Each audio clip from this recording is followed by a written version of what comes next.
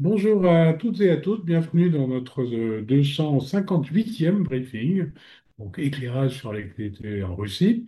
Alors aujourd'hui, eh bien, on sera en duo avec Igor, voilà, donc j'ai changé de cadre puisque nos bureaux étaient un petit peu occupés, donc on m'a gentiment prêté un bureau, c'est très bien comme ça. Donc Igor, comme toujours, les lundis, va nous parler d'actualité, mais d'actualité plutôt internationale et plutôt diplomatique. Voilà, n'hésitez pas à poser vos questions, qui vont comprendre être nombreuses. Vous pouvez les poser dès maintenant, et si jamais on a déjà répondu, eh bien, ce sera fait. Sinon, bien entendu, Igor se fera un plaisir d'y répondre. Eh bien, sans plus attendre, Igor, nous t'écoutons. Merci, Président. Bonjour à tous en ce lundi de Pentecôte en France. Une actualité assez légère par rapport à ces dernières semaines. J'ai principalement trois points à vous présenter aujourd'hui. D'abord, l'état des lieux sur les échanges auxquels se livrent Russes et Ukrainiens, conformément aux accords conclus à Istanbul. Un deuxième point sur la visite du chancelier allemand Merz à Washington. Et je terminerai sur une interview de Sergei Ryabkov, vice-ministre russe des Affaires étrangères à TASS ce matin, qui m'a paru assez intéressante. Alors tout d'abord, sur les échanges de corps, je rappelle que ça faisait partie des décisions qui ont été, rares décisions qui ont été prises à Istanbul il y a quelques jours lors du deuxième tour de discussion entre Russes et Ukrainiens, puisqu'ils se sont entendus pour s'échanger à la fois des prisonniers, ce qu'ils ont fait à l'issue du premier tour de discussion, et d'autre part pour s'échanger les corps de soldats tués sur le champ de bataille, ce qui est une nouveauté dans le cadre de ces discussions-là.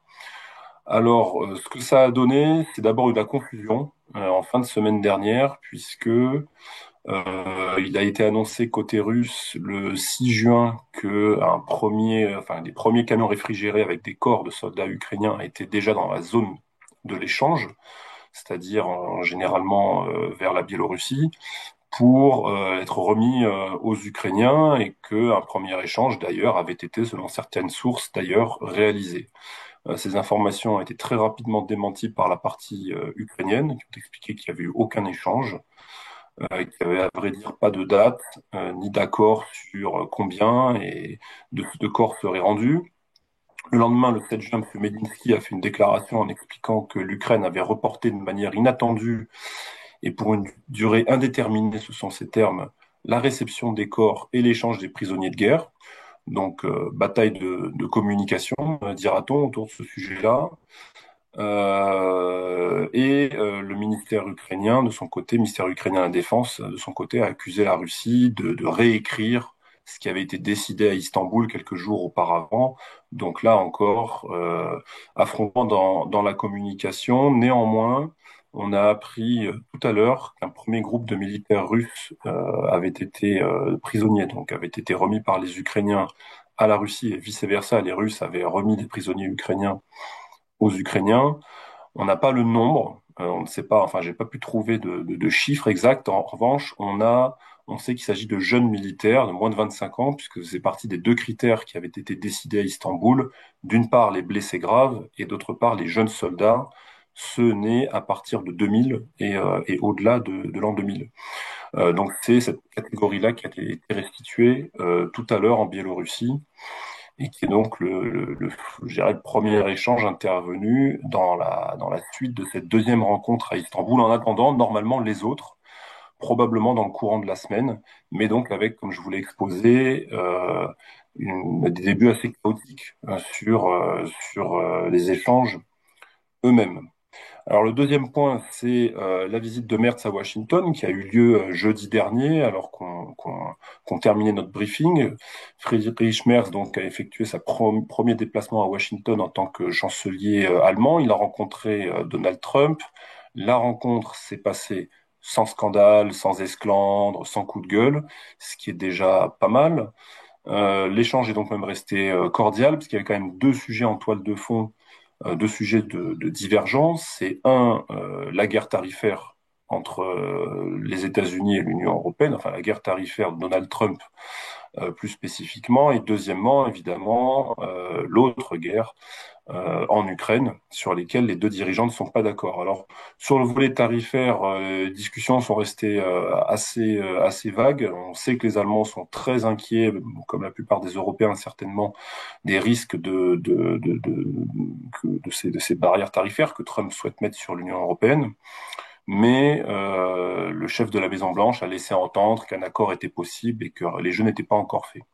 Et sur l'Ukraine, les divergences sont restées évidemment très palpables. Monsieur Merz est venu avec un objectif de convaincre Donald Trump qu'il fallait montrer non seulement plus de fermeté à l'égard de la Russie, mais de nouveau appuyer l'Ukraine, j'allais dire à la façon de l'administration Biden, hein, en tout cas essayer de convaincre le président américain d'avoir un engagement plus fort en faveur de l'Ukraine. Il n'y est pas parvenu, manifestement. Et Donald Trump, dans le cours des échanges, est resté quand même très elliptique sur le sujet, avec des formules très générales, ne prenant évidemment aucun engagement. Parallèlement à cela, depuis, il y a eu deux papiers qui ont attiré mon attention et qui sont sortis dans la presse anglo-saxonne. Tout d'abord, un article du Wall Street Journal du 6 juin dernier, dans lequel il est indiqué que la Maison-Blanche a entrepris de faire pression amicalement, dira-t-on, sur le Sénat pour que le projet de sanction dont on vous parle depuis quelques jours, le projet de sanction promu par le sénateur Lindsey Graham, soit allégé. Hein, il parlait de sanctions cataclysmiques avec des tarifs douaniers jusqu'à 500% pour les États qui commerceraient avec la Russie. La Maison-Blanche a entrepris visiblement de faire ce qu'il faut auprès du Sénat pour que ce projet de sanction soit allégé. Et un deuxième papier paru dans Politico, dans la version anglaise de Politico, est venu corroborer ces éléments en expliquant que ce que redoutait notamment la Maison-Blanche, c'était la destruction du commerce entre les États-Unis et des pays tiers à cause de ces sanctions secondaires, parce qu'en fait, c'est un projet de sanctions secondaires redoutable qui, selon les sources citées par Politico, mettrait en péril le commerce extérieur américain, enfin en péril le commerce extérieur américain, je veux dire relativement au, euh, au sujet concerné donc de commerce avec la Russie. Donc c'est deux articles assez, à mon avis, qui montrent que les jeux ne sont pas forcément faits encore à Washington sur ce point de vue-là. Donald Trump a rappelé que le projet de sanction était effectivement sur la table, sur le bureau de sénateurs, mais qu'il insistait que ce serait à lui, in fine, de prendre la décision quant à son adoption ou pas, et que tout ceci dépendait donc du cours suivi par les discussions entre Russes et Ukrainiens. Ce qui est le troisième sujet, qui est l'interview de Sergei Ryabkov. Alors, Sergei Ryabkov, c'est un des ministres russes des Affaires, enfin vice-ministre russe des Affaires étrangères, mais qui a la spécificité d'être en charge des questions stratégiques et de désarmement, et on va dire de la sécurité internationale. C'est notamment lui qui, il y a quelques années, s'occupait de l'implication russe dans le dossier nucléaire iranien. C'est quelqu'un qui est aussi très technique, qui connaît extrêmement bien tous les dossiers liés à la sécurité internationale et notamment au désarmement et aux questions du nucléaire. Et donc, il a donné une interview à TASS qui a été publiée ce matin, n'est pas extrêmement longue, mais qui est assez intéressante et qui, en gros, si je voulais la résumer, est un petit peu l'explication de texte du document russe, du mémorandum russe, en tout cas pour la partie liée au conflit ukrainien, et des différentes déclarations qu'on a pu entendre ça et là depuis quelques jours de la part de Vladimir Poutine, de Sergei Lavrov aussi d'ailleurs, sur les relations avec l'Occident, sur le conflit en Ukraine, sur l'Iran et autres. Alors, dans cette interview, schématiquement, il y a évidemment un sujet lié à la guerre en Ukraine, il y a un sujet lié à la stabilité stratégique internationale, donc ça c'est principalement les volets bilatéraux Russie-États-Unis, et il y a des éléments liés à l'Iran, notamment des négociations qui ont cours entre Américains et Iraniens sur le dossier nucléaire. Alors, sur la guerre en Ukraine, très succinctement, Ryabkov a rappelé que les documents remis par les Russes à l'OTAN d'une part et aux États-Unis d'autre part en décembre 2021 sous forme d'ultimatum conservent toute leur actualité. C'est pas une surprise, ça renvoie à quelque chose que j'évoquais depuis quelque temps, à savoir que dans l'esprit et voire dans la lettre du mémorandum d'Istanbul, on retrouve énormément de choses qu'on a déjà lues en mars-avril 2022 dans le protocole d'accord qui n'a jamais abouti entre Russes et Ukrainiens sur la tentative de mettre fin au conflit Et avant ça, donc dans ces deux documents de décembre 2021 que j'évoquais à l'instant. On reste en gros sur la même ligne. C'est réaffirmé. M. Ryabkov qualifie les États européens, je cite, d'obstacle à la paix en Ukraine. Selon lui, c'est eux qui jouent le rôle de spoiler, alors que les Américains ont quand même évolué sur le sujet. Et donc, ce qui amène au deuxième sujet qui est plus abondamment traité par Ryabkov dans son interview, qui est celui de la stabilité stratégique. Et alors, il fait un petit point sur l'état des lieux du dialogue renoué avec les Américains depuis l'arrivée de Donald Trump. Donc, il qualifie d'optimisme prudent l'état d'esprit, j'allais dire, à Moscou quant à la posture adoptée par Donald Trump d'une manière générale sur la Russie, mais plus spécifiquement sur ces sujets-là. Néanmoins, il y a des éléments qui sont de nature à alimenter l'inquiétude de M. Ryabkov. Il y a d'abord l'annonce récente par Donald Trump de la construction, de l'édification de ce dôme d'or, là, ce système anti-missile aux États-Unis, qui évidemment est critiqué par le vice-ministre des Affaires étrangères, puisqu'il parle de risque de militariser l'espace extra-atmosphérique et d'en faire une arène de confrontation armée. Il évoque le risque d'escalade et de détention et de course aux armements dans l'espace. Bref, un projet qui est critiqué. Alors, il est critiqué par le diplomate, mais c'est intéressant de voir que dans les cercles d'experts russes qui se sont exprimés peu après l'annonce de ce projet par Donald Trump, il y a eu une tendance générale à temporiser sur la portée de ce projet pour la dissuasion nucléaire russe et son impact sur le dispositif militaire russe en général. Donc là, c'est une critique, j'allais dire, assez classique. Hein. Ce n'est pas forcément la critique d'ailleurs la plus acerbe, mais évidemment, donc, désaccord sur le Dôme d'Or. Il y a la question du New Start, dont j'ai pu parler lors de précédentes séances de briefing, qui là aussi est évoqué. Alors même si Ryabkov dresse le constat qu'il y a une amélioration sur le fond de l'air entre Russes et Américains, parce que je rappelle que sous l'administration Biden, les Russes avaient expliqué que si jamais les discussions devaient reprendre avec les États-Unis sur la question du New START, eh bien, il fallait d'abord que Washington abandonne sa volonté déclarée d'infliger une défaite stratégique à la Russie en Ukraine et qu'on ne pouvait pas discuter stabilité internationale quand la contrepartie en face de vous souhaite vous infliger une défaite stratégique donc sur le dossier ukrainien. Ça a été visiblement de facto évacué, puisque Trump, comme Rubio ou les autres, ne parlent plus de défaite stratégique infligée à la Russie, mais c'est pas suffisant pour M. Ryabkov, puisque il explique que d'une manière générale, il faudra que les États-Unis reviennent à l'application pratique des principes sur lesquels le traité est fondé. Donc ça, c'est les échanges de data, c'est les mesures de confiance élémentaires, il y a la question des survols, il y a quand même des éléments techniques compliqués sur lesquels les Russes d'ailleurs aussi, dont les Russes se sont retirés. Je rappelle que les Russes ont suspendu leur participation au traité depuis 2023. Et de manière plus, j'allais dire, profonde pour le dossier, que les États-Unis acceptent, selon M. Ryabkov, le principe d'indivisibilité de la sécurité, là aussi qui est évoqué dans les documents que je citais tout à l'heure de décembre 2021, qui est un peu un des fondements de la façon dont les Russes envisagent le règlement, la stabilité stratégique avec les Occidentaux. Sur la relation bilatérale, c'est le verre à moitié vide et le verre à moitié plein. Alors le verre à moitié plein, c'est suite donc aux deux tours de discussion entre Russes et Américains, donc dans le Golfe et puis à Istanbul, hein, on en avait parlé, c'est des avancées sur les comptes bancaires, c'est des questions très pratiques. Hein. Pour le fonctionnement des ambassades, les comptes bancaires avec les comptes qui étaient gelés, la possibilité pour les Russes d'émettre les représentations diplomatiques, consulats et ambassades, des virements en dollars, ce qui n'était plus possible. C'est la question des visas. Il y a une question tout aussi technique qui est celle de la possibilité pour les diplomates de se déplacer au-delà d'une limite géographique de 25 miles qu'il aurait attribuée dans le pourtour de la représentation diplomatique à laquelle ils sont affectés, hein, parce qu'il y a des contraintes géographiques que les diplomates connaissent bien dans certains pays. Il y a des discussions qui sont engagées là-dessus. Donc ça, c'est des choses plutôt positives, des choses plutôt négative. M. Repkov déplore notamment le fait que, pour l'instant, les Américains sont pas très chauds, pour me dire comme ça, sur l'aspect de la restitution des biens immobiliers confisqués par la première administration de Trump, notamment.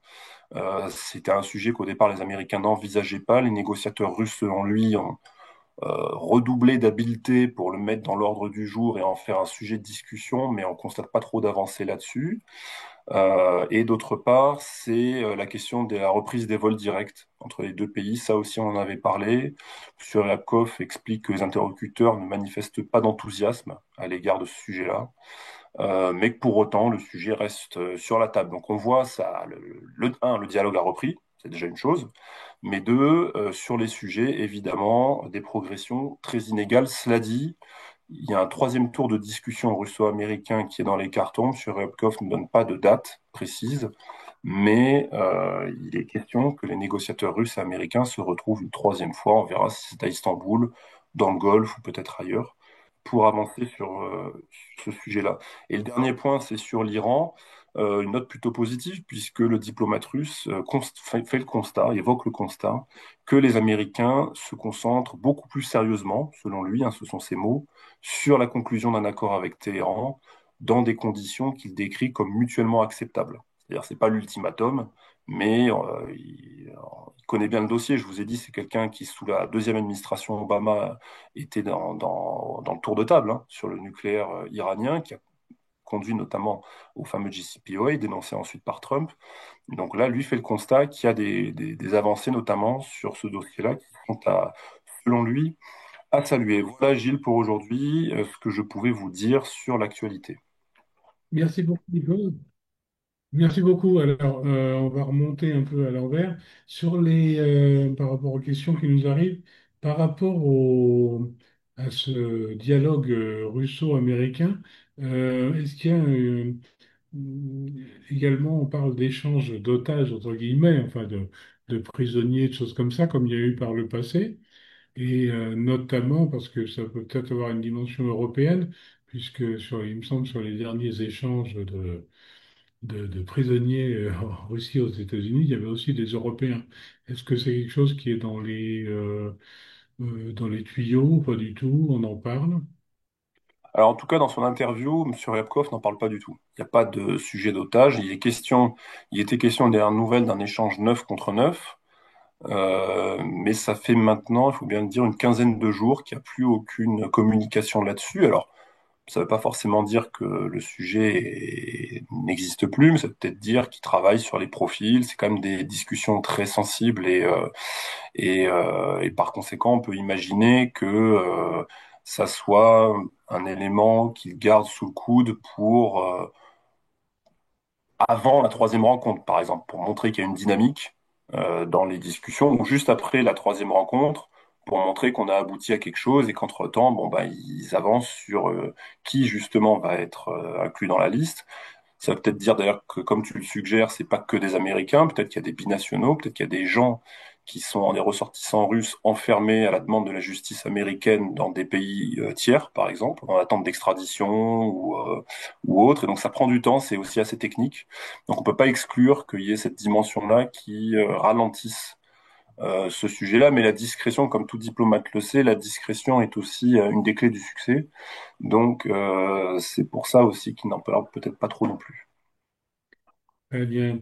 Autre question, alors le monde entier a suivi, certains avec consternation, d'autres avec gourmandise, la brouille Trump-Musk. Au détour d'une agence de presse, j'ai pu voir que le père de Musk était en déplacement à Moscou. Est-ce qu'on sait ce qu'il y fait? Est-ce que ça a une importance dans le débat russo-américain? Est-ce que les Russes ont pris position, à part pour se moquer, dans ce petit conflit? Est-ce qu'il y a comment c'est perçu en Russie? Bon, la communication, enfin la position officielle du Kremlin a été, comme toujours, expliquée par M. Peskov, qui a affirmé qu'il s'agissait d'affaires intérieures américaines et que par conséquent, ça ne concernait pas la Russie. Bon. Mais sorti de là, évidemment que tout le monde suit ça de près. Bon, je mets de côté les théories qui consistent à dire que tout ceci est arrangé, que ce sont des disputes orchestrées, etc. Bon, ça, j'ai pas commenté ça, mais évidemment que tout le monde suit. cette dispute-là, qu'elle est commentée sur les réseaux sociaux assez abondamment, parfois, comme tu le dis, dans des termes très croustillants, de manière pas très sérieuse, des fois un peu plus. Bon, mais la présence du père de Musk a été relevée. Il est à Moscou pour un forum. Alors, je dois confesser que je retiens pas quel forum exactement, mais pour un rendez-vous d'affaires. Est-ce que ça a une importance? J'en sais trop rien. Est-ce qu'il aurait un mandat de paradiplomatie, un petit peu comme la veuve de Monsieur Abe il y a quelques jours à Moscou?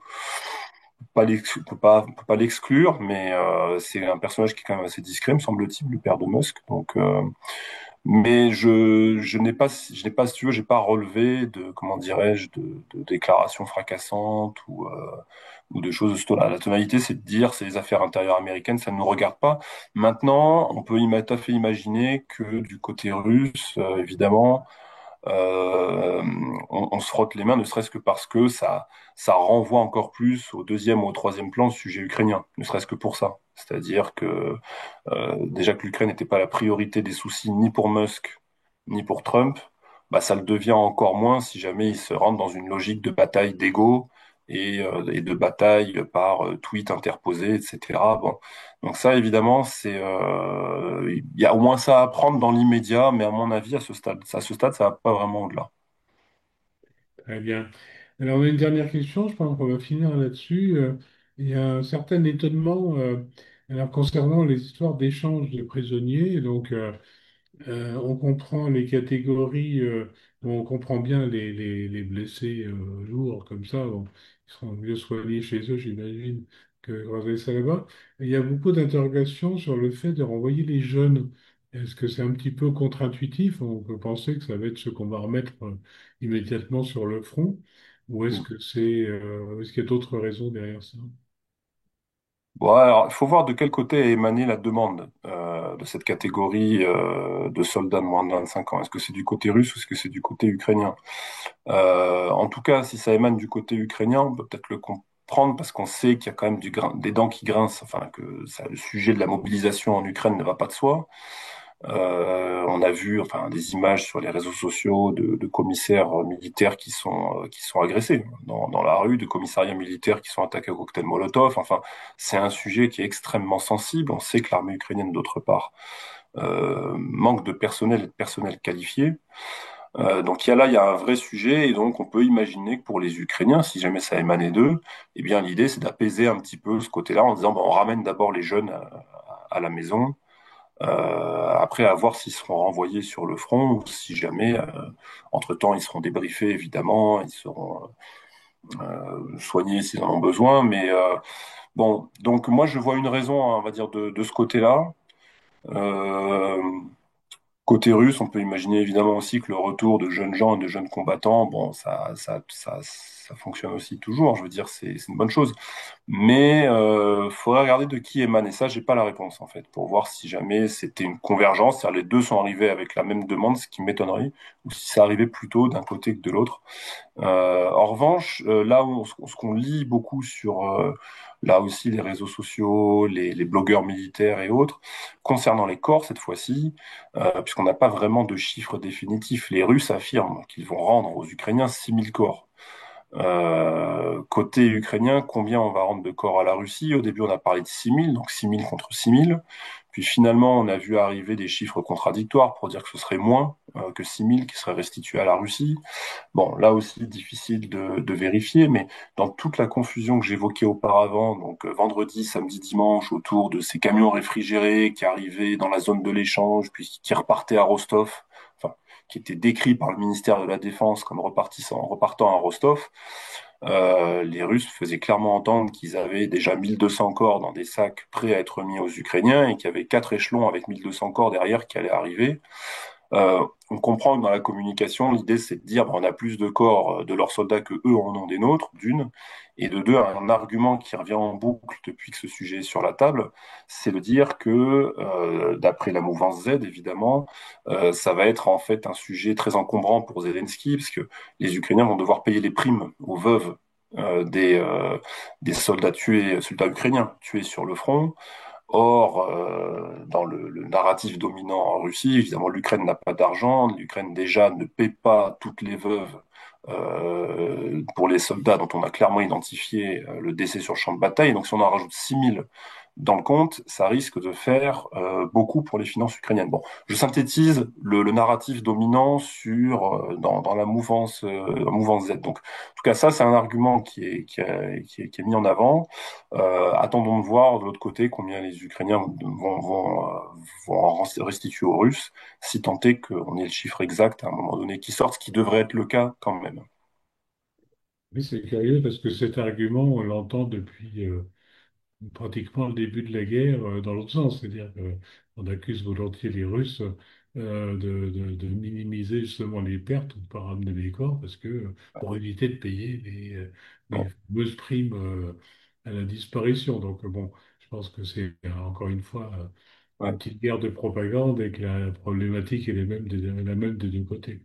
Ouais, c'est les arguments croisés qu'on voit des deux côtés, avec les photos des cimetières côté ukrainien qu'on a vu tourner aussi beaucoup sur les réseaux sociaux. Bon, après le fait est que financièrement, la Russie a quand même plus de marge de manœuvre que l'Ukraine s'il fallait payer. D'une part, et que d'autre part, si vraiment massivement il y avait des défauts de paiement depuis maintenant 2022, je pense que ça aurait fini par remonter sur les réseaux sociaux d'une manière ou d'une autre, parce que sur Telegram, on voit quand même passer énormément de choses. C'est difficile de mettre le blackout sur ce sujet-là, comme c'était le cas par exemple dans les années 90 sur la Tchétchénie. Là, il n'y avait pas les réseaux sociaux, il n'y avait pas les téléphones portables, il y avait le comité des maires de soldats qui faisait ce qu'il pouvait pour faire du bruit autour de ce sujet-là. Bon, mais il n'y avait pas les moyens de communication qu'on a aujourd'hui. Et je pense que depuis 3 ans, si en Russie on cachait les corps, d'une part et que d'autre part les gens n'étaient pas payés, ça aurait fini par se savoir. Côté ukrainien, j'ai du mal à mesurer parce qu'évidemment c'est pas le même terrain et surtout je connais bien moins bien ce terrain-là. Oui, et puis même côté ukrainien, j'ai un peu du mal à... Enfin, même s'il y avait plusieurs milliers de disparus, bon, les primes ne sont pas si considérables quand on Mm. considère le prix d'un missile qui fait tout Ouais, de suite 1 million de dollars. Donc, ouais, bon, ouais. je pense pas que Et ça mette en euh, cause le budget de l'État, quoi. non, absolument. Et alors le troisième argument, bon, on l'a déjà évoqué, mais il est évidemment incontournable, c'est de dire que côté russe, faut pas oublier que dans l'immense majorité, c'est des volontaires, c'est des gens qui ont signé des contrats, qui sont allés s'engager, qui ont touché une somme d'argent, la fameuse prime à l'embauche, qui est très variable d'une région à l'autre, et donc qui ont été attirés par ces sommes d'argent promises et tous ces avantages de statut de vétéran et autres, etc. Côté ukrainien, je disais tout à l'heure, c'est de la mobilisation, parfois forcée, il faut le dire, hein. Maintenant, on le montre même à la télé en Occident, ce qui n'était pas le cas il y a encore 2 ans, avec des gens qui sont attrapés dans les salles de sport, dans les discothèques, etc. Bon, c'est des choses, des vidéos qui circulent, qui sont documentées, que l'on sait, et on sait qu'il y a un problème d'effectifs. C'est reconnu par des experts américains qui vont faire des terrains côté ukrainien pour voir comment les choses se passent et qui constatent les points sur lesquels l'armée ukrainienne a progressé ou sur lesquels elle a des difficultés et qui reconnaissent qu'il y a toujours ce problème d'effectifs et d'organisation et de formation de ce personnel. Bon. Et donc évidemment, là, c'est des gens qui sont mobilisés, qui ont été parfois attrapés dans la rue et qui n'avaient pas forcément, comment dirais-je, très envie peut-être d'aller se battre. D'autre part, pour revenir, j'ai l'esprit d'escalier, je suis désolé, mais pour revenir sur les 25 ans, pour un peu étayer mon hypothèse sur le côté ukrainien, j'allais dire, de cette demande, il y a cette fameuse loi de la Rada qui est en suspens sur l'abaissement de l'âge de la mobilisation en Ukraine, vous savez, en dessous justement des 25 ans.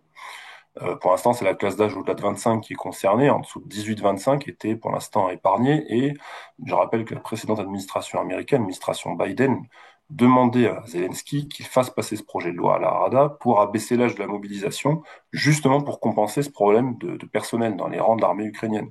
Et Zelensky a compris que là, il y avait un point de rupture, en tout cas avec son opinion publique, et que ça ne serait pas accepté, qu'à la Rada même, ce serait difficile de le faire passer.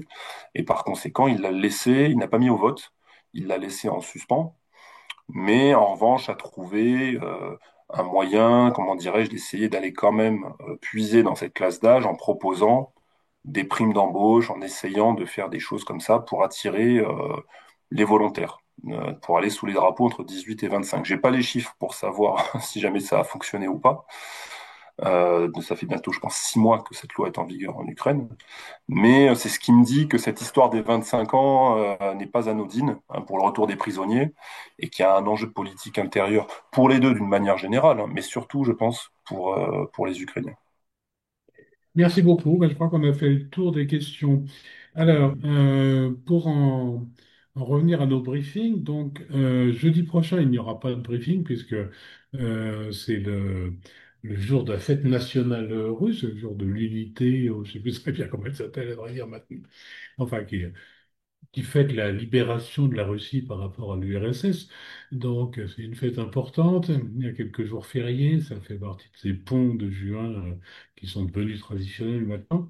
Donc, pas de briefing. Donc, le prochain briefing, ce sera lundi prochain. Igor sera fidèle au poste, bien entendu. C'est le président honoraire Kidé qui prendra les manettes, car je serai moi-même en mission à Paris avec Pavel. Voilà, et il sera accompagné probablement de notre chère Anne Coldefi-Focard qui nous donnera ses conseils de lecture pour l'été. Donc soyez fidèles au poste, ce sera particulièrement intéressant. Je pense qu'ensuite les briefings jusqu'au 22 sera Anne qui s'en occupera avec toujours Igor. Et à partir du 23, Arnaud sera de retour et moi-même je reviendrai le 25. Donc voilà, quelques petits mouvements sur ça, mais votre briefing sera bien là le lundi et le jeudi, sauf le prochain bien entendu. D'ici là, bien entendu, la CCI Francis se tient à vos côtés. Tenez bon.